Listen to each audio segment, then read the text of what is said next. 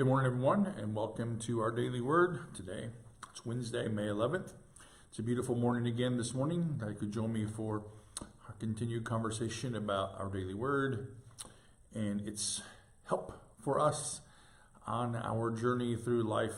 And this morning's scripture, as I planned for it and picked it out, it is a conversation for us about our journey and about how we live our lives. And we know, if you're like me, and you all are, that there are many things that call us to set our minds on them. Many, many things. We can watch TV, we can watch the news, we can choose whatever channel, and those things want us to set our minds on that and then get us perturbed at whatever's going on. Or maybe there are other things, that we just have so many things in life that want us to set our minds on them.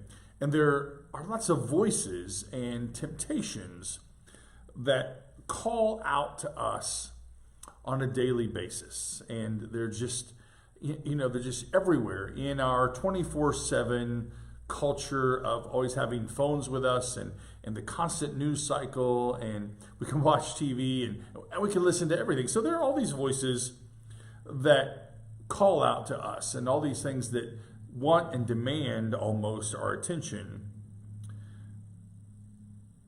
The scripture for today calls us to live a little differently in the midst of those things. From Colossians chapter 3, just verse 2. Set your minds on things above, not on the things that are on the earth. Set your minds on things that are above, not on the things that are on earth. So it's no doubt that our mind focuses on where we set it. So, for example, I had an early doctor's appointment this morning, and I had to go to the hospital. And it's chaos out there, with all the construction, and now Michigan Avenue right at CVS and turning there, it's all closed. And so I have my mind set on going to the doctor. And so I made my way, went across some back streets, and I found myself getting ready to turn into the physical therapy parking lot. I forgot where I was going, but of course I was close there, so I made my way. Our minds focuses on where we set them, and we make our way through this journey of life. Now, if we're going on a hike, if we're walking through the woods, if we're making our way like I did today, we look for the quickest path to our destination. And sometimes those paths are the ones we know the best and the most well-worn paths, and they're the ones that are cleared of the most obstacles. The scripture reminds us that in this journey through life, as we do it together, in this journey through life, we have to ask ourselves these important questions, I think. What are we seeking? What are we looking for? Where is it that we're trying to go? What is it that gives us the most comfort sometimes? What is it that helps us arrive at our destination? What are we seeking? Because that's what we'll see in life. What are we looking for? Because that's what we'll see. What's our destination? Because that's where our minds will be headed. The scripture says to us that in our journey in life and in this constant, ongoing conversation about all that's around us, we have to set our minds on things that are above. Now, what would that look like for us? Because I don't think, we can't live in the heavens, and I also have a difficult, if you know me well enough, have the difficult time with, happy Jesus people, that everything's roses and sunshine and butterflies, because it's not. Life is just not lived like that. So what does it mean to set our minds on things that are above, not on things that are of the earth? I think what that means for us is to find God in the midst of our journey. To have the courage sometimes maybe to take the not well-worn path.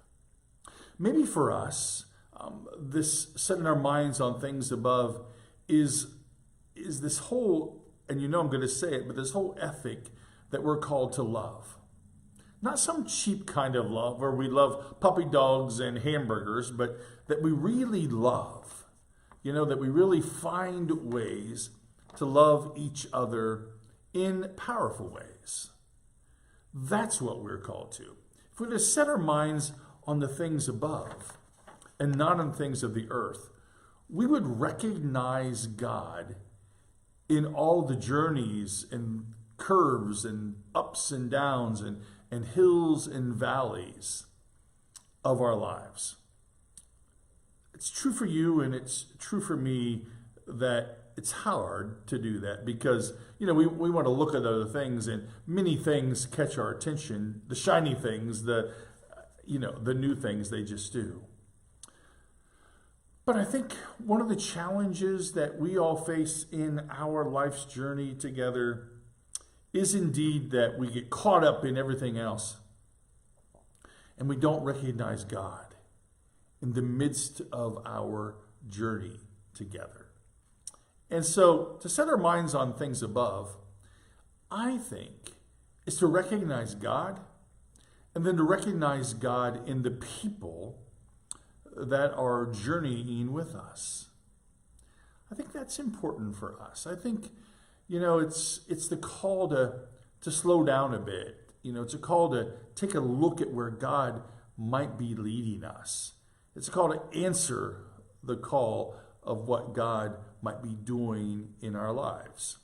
And not, to have our faces down and to navel gaze all the time, but to look up and to ask God to guide us in our lives.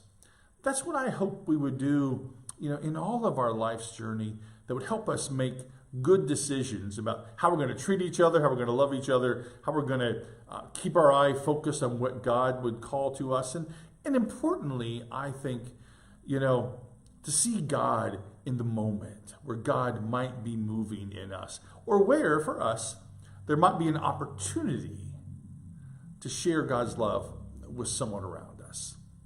Paul says, set your mind on things above, not on things that are on the earth.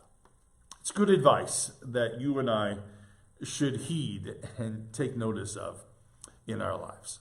So I hope that's a good word for you as it is for me as I try to live my life as God would have me live. Know of God's love that surrounds you. Know of my love for all of you. And I look forward to seeing you tomorrow morning at 10 o'clock. Have a great day.